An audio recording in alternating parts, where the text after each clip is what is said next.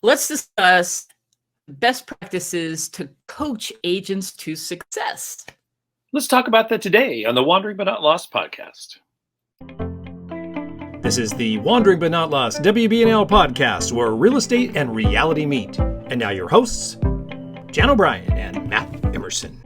Well, welcome to the WBNL Wandering But Not Lost podcast, where real estate and reality meet. This is episode 231. You can find all of our show notes over at WBNLpodcast.com. Jan O'Brien, happy St. Patrick's Day to you. Yes, it is my favorite sub-holiday, minor holiday. Exactly, mine too. However, we do tape a little early. This doesn't actually drop until Monday. So if you are a diehard St. Patrick's Day, partier, this will be a nice way for you to slowly ease into your week. Still maybe have a little bit of a headache, grab a cup of coffee, listen to the podcast.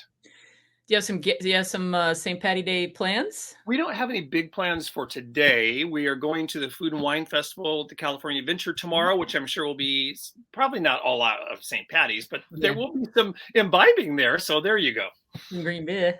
Yeah. Well, I was talking to a friend who always goes to the downtown Las Vegas area because they really do it up for St. Patrick's. And I just don't know. There's a lot of craziness going on right now. There's March Madness happening in Vegas. Yeah, that's true. There's St. Patrick's Day crowds. So I'm not quite sure I'm up for that, but you never know. Let's see. Exactly. Time will tell. Your day will tell. It'll make a good TikTok. Right. I'm enjoying your just vicariously enjoying or supporting you through your trials and tribulations of actually, Jan's been back on, on the beat the last year or so, selling real estate. And, you have to deal with issues sometimes. Your schedule has to be flexible when you're dealing with listings and whatnot, because things come up. Flexibility is key. It's actually a great job of that, I have to add. Well, listen, that's a good segue into what we're going to talk about today, because that is one of the challenges for people getting into the business of real estate, is adjusting to what it takes to do this. And if you have been listening to our podcast, or if you're just finding this particular one, this is like third in a series of talking about training agents. And so the focus was for teams or brokers, or maybe you're a coach out there yourself, and you want to be able to just get, our 2 cents, if you will, on solutions for training. So we covered that. And back in episode 223, we talk about building an agent training program from scratch, or leveraging our amazing real estate sales builder core foundational program, which Matt will go over at the end here, and we'll tell you all about how you can partner with us on that if you do not have one. And then in episode 229, we talked about, now that you have a training program, how do you run it? What are the best practices from our experience? We've worked with a lot of people to have a training program run for you. And that really depends a lot on how big your team or office is, and if you customize that a little bit, or you have a standard program that you run several times a year. And we covered that. We got those linked below if you're looking at the show notes of the podcast. If you're watching this on YouTube, it's in the description. So go back and check those out. But today we want to talk about this is for you if you want to coach your agents, mentor them, whether it's just you and a small team, or you're the coach or trainer or broker of an office or a team, whatever it is. There's an opportunity to work with other people and help them. So I want to share all these years of coaching. What are our best tips on that, right? Right. So coaching is a critical component, whatever you want to call it, mentoring, I'm just going to use coaching.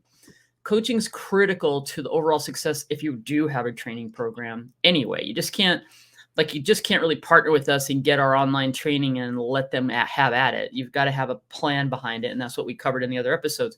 But this part is, what do you do ongoing as you're taking people through a training program? But what do you do if you want to put a formalized sort of coaching program together? You can use this, as I did for years, right, Matt? I use coaching as a way to recruit people to my offices. That's right. And to our team. That's what we do now. When I bring a new person on, it's all about, I'm available to do one-on-one coaching. So I'm going to share with you exactly what we do and the best tips for all of that, right? So, what I have up here on our slide that you're doing group coaching if you have a training program. That's what we talked about in the previous episodes. You conduct training. The best scenario is you conduct a training on a particular day and you follow it up with a group accountability and coaching and feedback and how did everybody do and get everybody recommitted, or you go out in the field and you do some things hands-on. That was what we talked about. But today I really want to talk more about one-on-one coaching. Okay. So we're going to cover the best practices if you have an individual one-on-one coaching program going on. How do you handle agent overwhelm? And not just brand new agents get overwhelmed. Well, everybody can get overwhelmed. And we'll talk about accountability, which is key, right? How do you track activities and results? It really all comes down to that. You have to get people focused on doing something, not just talking about it, right? there you go. So Exactly. let's dive in and we're going to talk about overall best practices. All right. So first thing, I think the most important part in setting up a one-on-one coaching relationship is to set expectations. And that means you as the coach state what you're going to do. I have this in my coaching agreement. Here's what you can expect from me. I'm going to show up. I'm going to be there. I'm going to listen. I'm going to provide guidance. I'm going to help. I'm going to answer questions. And then here's what I expect from you. You know, I'm not going to do the work for you either, by the way. It does have that kind of accountability in it too. I can't be responsible for your results, but I certainly can help guide you, give you my experience and be there. And that's what people want. They want some leadership. They want some, can you just kind of be there for me and help me? Even seasoned agents just know answers. They'll just want to call and just confirm, or can you help me? Or, you know, what can I brainstorm this with you? That's coaching as well. For the agent being coached, they need to make a commitment up front. And this is very important because you cannot drag people to success. You cannot coach someone who's not coachable. So in the beginning, this is why I do a free consultation. I get to know the person who might have reached out to me.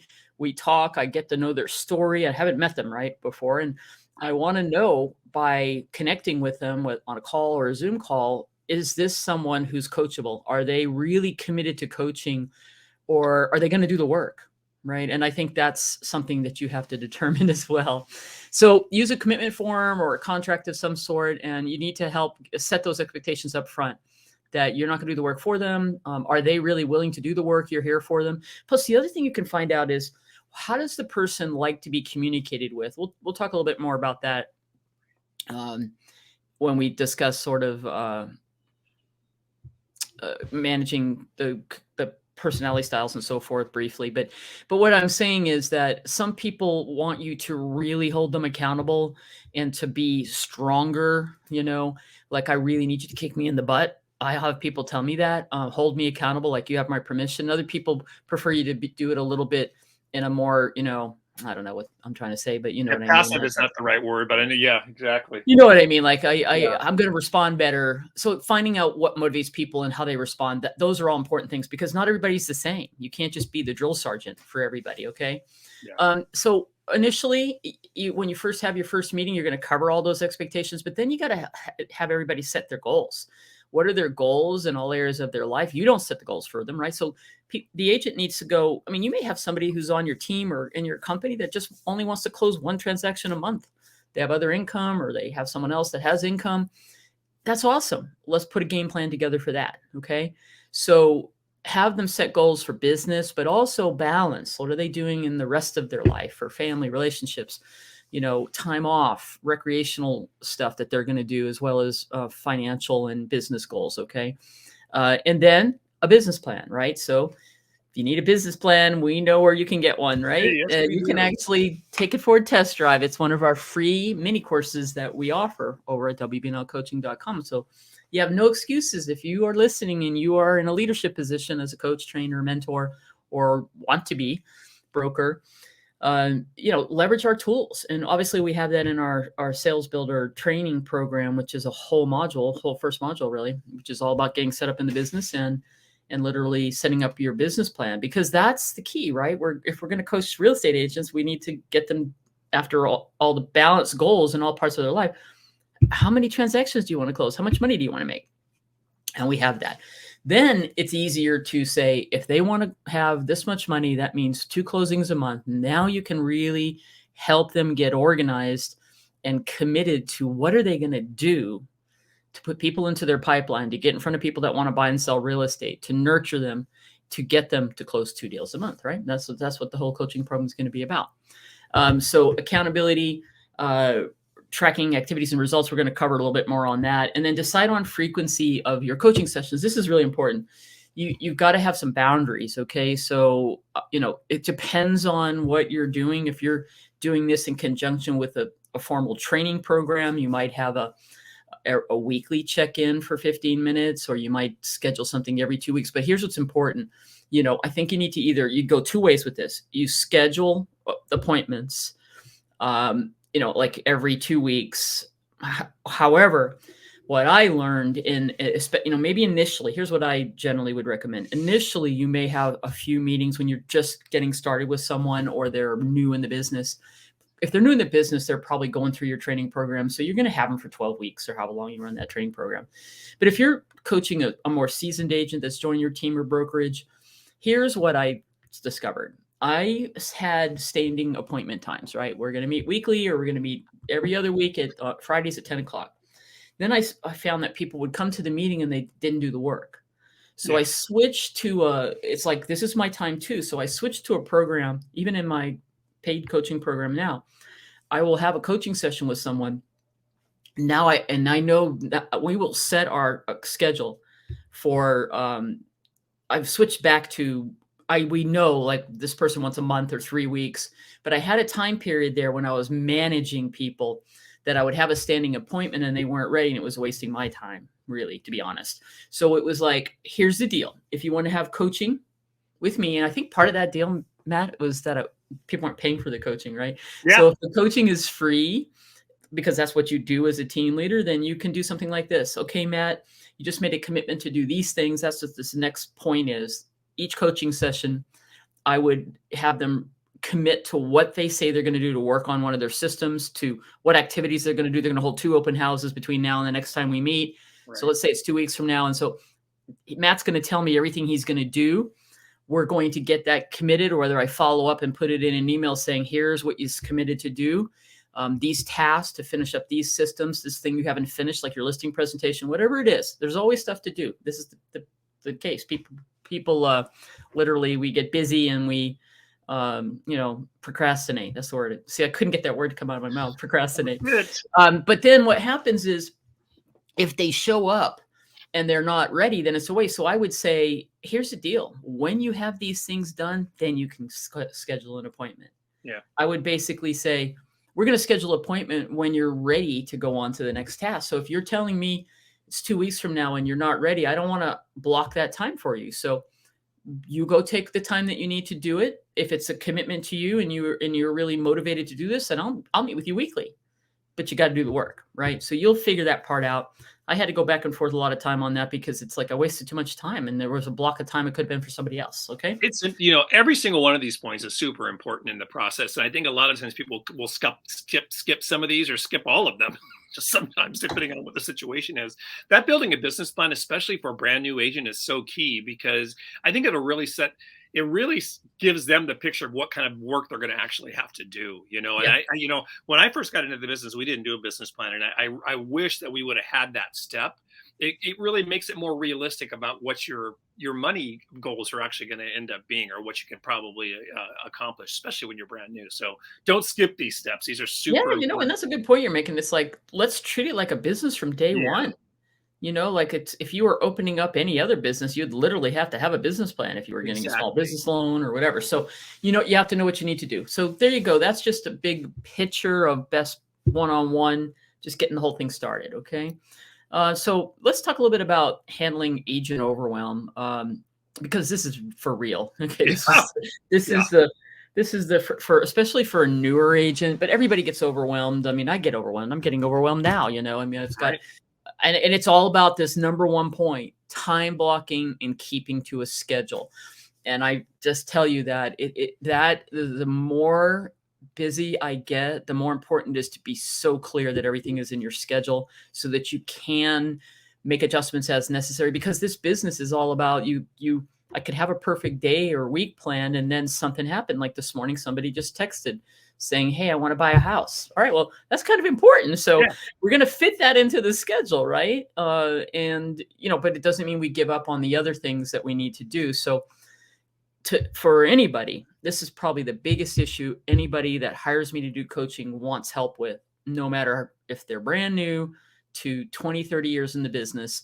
It's how can I get better control of my schedule and time management? And I am going to tell you what I feel that it is. And I keep coming back to it, and it's the establishing these daily disciplines, right? And I've modified them slightly here and there, but in an essence, it all comes down to starting your day with a good morning well-being practice, which of course, every time I talk about this, I have to focus on it. And yes, I have to focus on it because I get up at dark 30 and I am not doing that. And I am paying the price for not even just going out and taking a walk. And I have no excuse, or, I just jump in and I start working, getting myself ready and scheduling the day. And I have to stop doing that. Okay. So Jan, Matt is going to hold me accountable to how's your morning practice going? How's your morning routine going?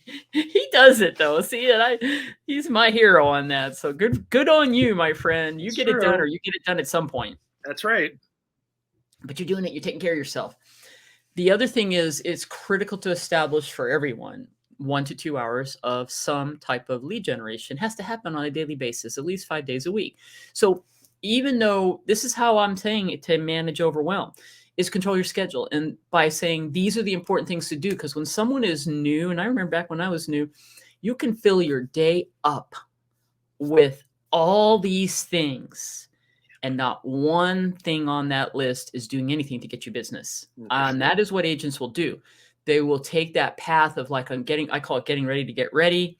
I'm going to go do all this busy stuff, and I'm going to pretend that that's going to be enough. Like they know it's not what they really need to be doing, but they can say, wow, that was a long day. I went to 3 training classes. I went and read this. I took a class on that. I've studied. I prepped for an appointment, but they literally didn't do any lead generation. So the whole thing on lead generation is going to be for agents too, is helping them find what their gig is. What are they good at? What should be their main thing that they do in addition to staying in touch with the people that they know? 1 or 2. I'm a big believer in don't do a whole ton of things. 3 things. That's it. Your database or database. Talked to my good friend David Squire, and he reminded me we actually were talking about database, and he said database, and he wanted to shout out to you, Matt, and said, wow, even when he's not here, we talk about that. It's hilarious because I just talked to him 2 days ago over database. But the reality is we all have a database, people that we know. Of course, we're going to develop that, and they become past clients and so on. That is, even a brand new person has people that they know. Okay. They don't have past clients yet, but you're going to have them figure out what that is. For us, it's content creation. Content creation just got me this lead. Okay. So that's us. Okay. But for everybody else, they have to go figure it out.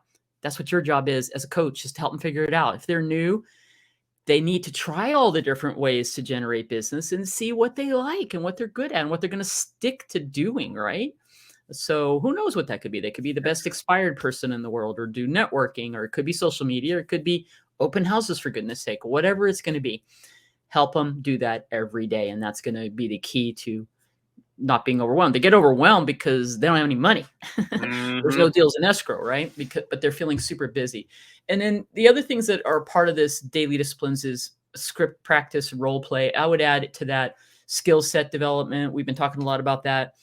Meaning when markets change, like we're really needing, agents right now need to get back to remembering, or if they've been in the business or if they're new, practicing working with sellers on price reductions and pricing it properly and marketing the home, because we didn't have to do that a year ago, right? That's right. Knowing the inventory, these are all things you can have people focused on so that they can get out there. If they're previewing inventory, if they're checking out what's happening with the MLS and looking at new homes and resales, then they have confidence when they're talking to leads, which is part of the reason why they don't do the lead generation, because the newer people are afraid.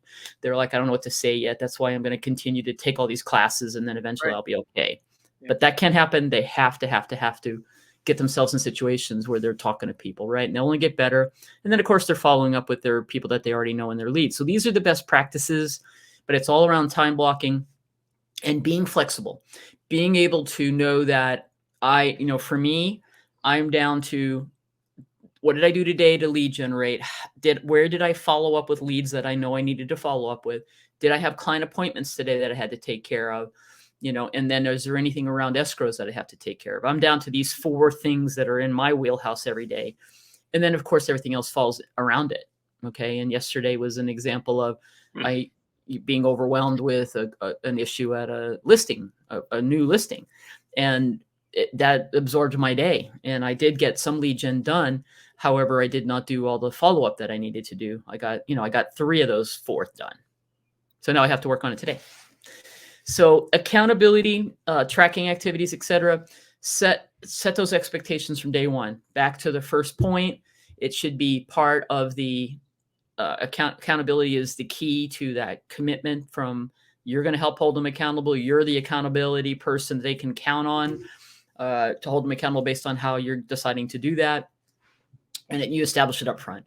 Now we have a very cool thing that we built in our real estate sales builder program. It's an activity and results tracker. And this is literally a document that comes with our program where the person creates their goals for the training program, how many transactions they want to do. And there's a place to make a commitment to, this is the activities I'm going to do each day or week, and then to log them and then to log their results.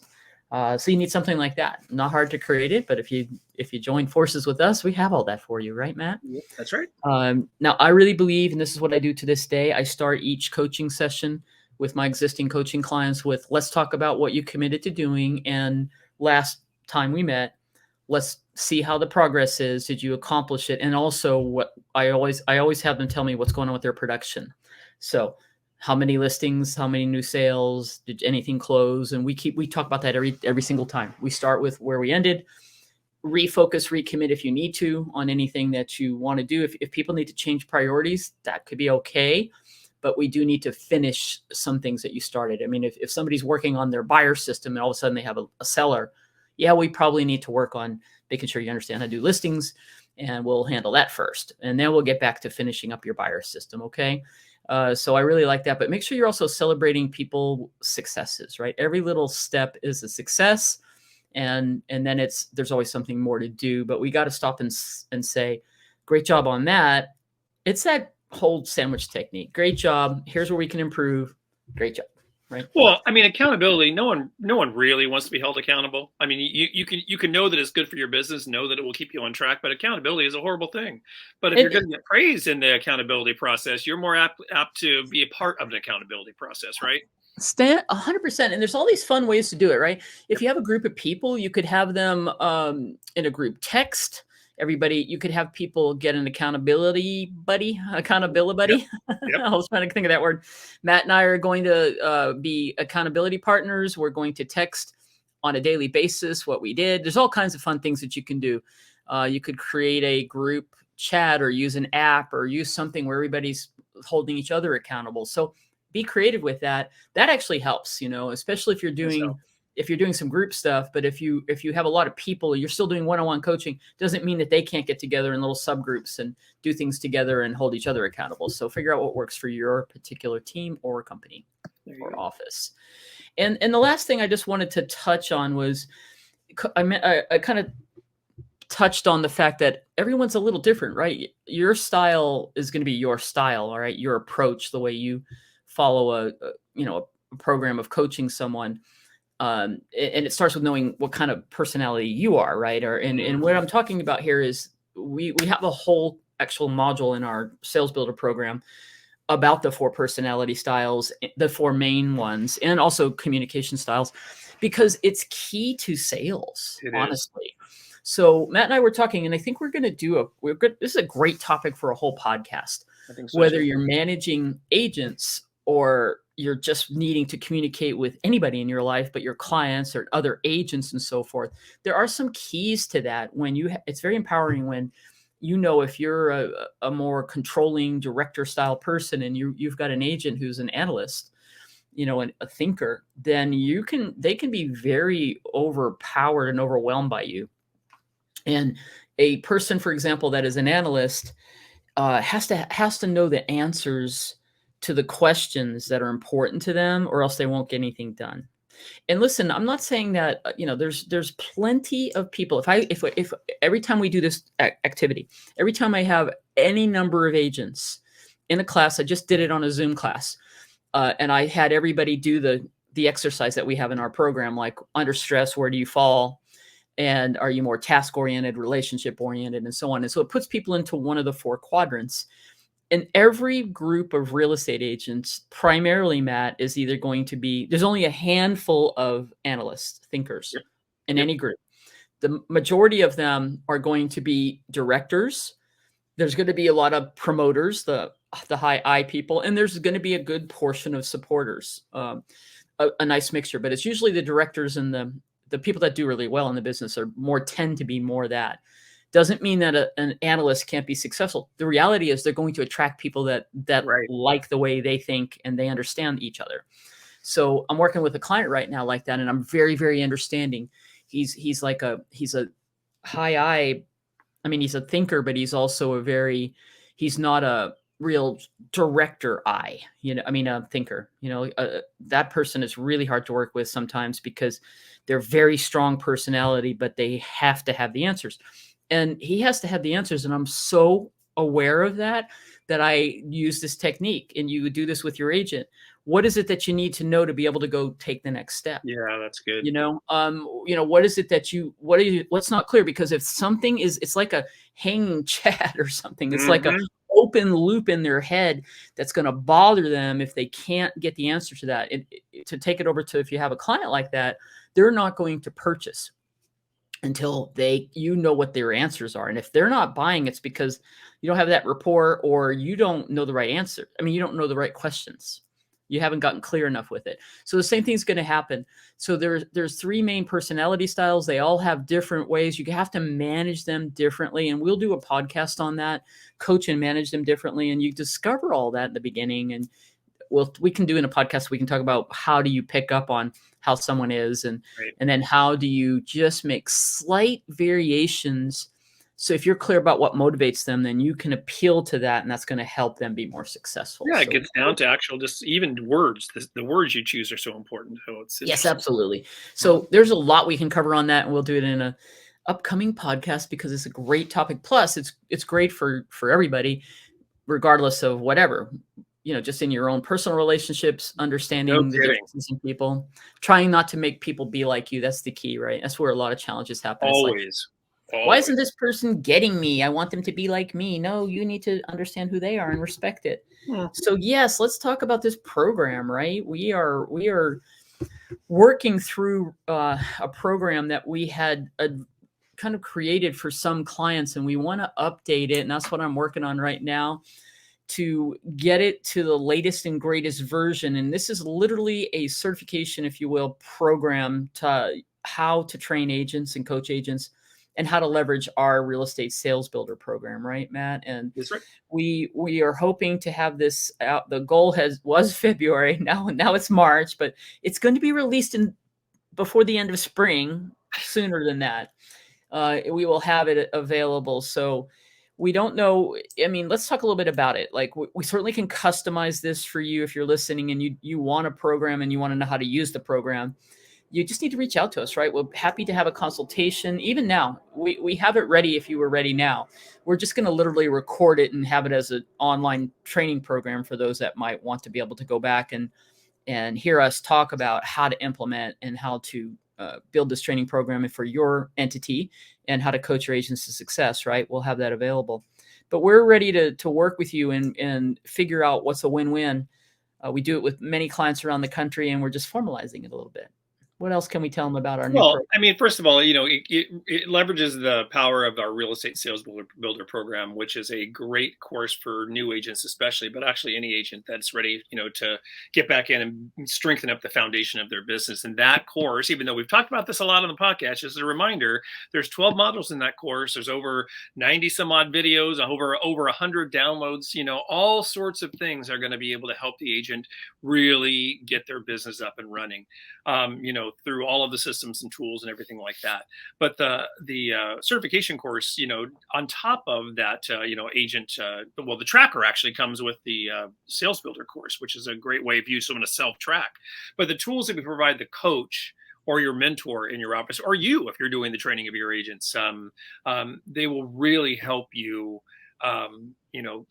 coach your agents to success. Absolutely. So, it shows the how and the how behind all of the things in the 12 modules of the real estate sales course. So a full manual to actually how to go in and train on each one of those modules of the real estate sales builder course, which is really a great handbook for someone that's, going in there to train their agents. So there's all of that.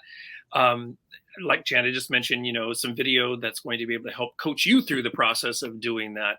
But it's turnkey, and that's the beauty of it. And we've had success. We have one client that's been using this for about a year and a half. They've over 110 agents, I think, have gone through their program over a period of time. And just super successful. And it's just been great also to watch that mentor grow through that process as well, because, training cannot just be our words coming out of your mouth. It's got to be, you listening to what we say, and then formulating it into what's going to work for you and turn it into your style. So, like Jan was saying right at the very top, as far as the program goes, it's not a program that's, designed to where you just take it and just, say, go do this. No, you need to be an active part of the process. But it sure takes a lot of the heavy lifting off of your plate to come in with this. Yeah, I mean, that coach manual is literally for each of the modules, besides there's training on what we talked about today, but in depth, like how to manage your agents and the personality styles. There's going to be all that in there. But the actual running of your program, when you're using our program, is so turnkey that it's like when you're doing module 1, here's the supplemental training that you'll need to add to this, because obviously we can't provide forms training and how to use your MLS and your tools in your company. Those are the things that we would do in a consultation with you to help you set up all the complementary training and help you find out where that is, or even talk to you about how you can record that. And you can even hire us to help you with that if you wanted to do that, right? So you literally have the core fundamental training that works in any area, and then you just add your pieces to it. But we literally say, and here's the activities that you could do. Right.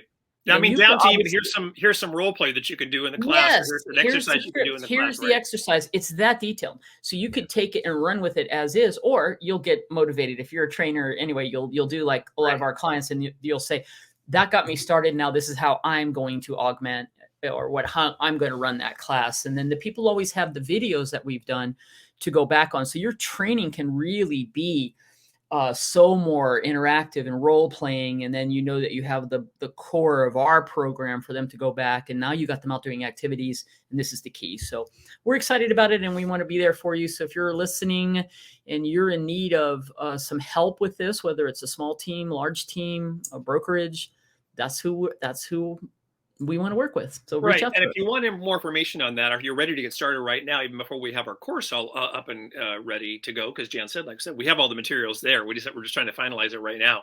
There's going to be a link in the show notes to a contact form. You can just fill out that contact form, and we'll get back to you with any information that you are looking for. And if you want to connect, we'll be able to do that with you. Let's do it. So you can just go over to WBNLpodcast.com, episode 231, and that will be in there. Actually, I think I'm going to put that on the homepage of our website as well. That way we'll just do a little pre-sale there. If anyone wants to get in there early on the possibilities, you can find it over at WBNLcoaching.com as well. Good stuff, Jan O'Brien. What else Happy St. Patty's Day.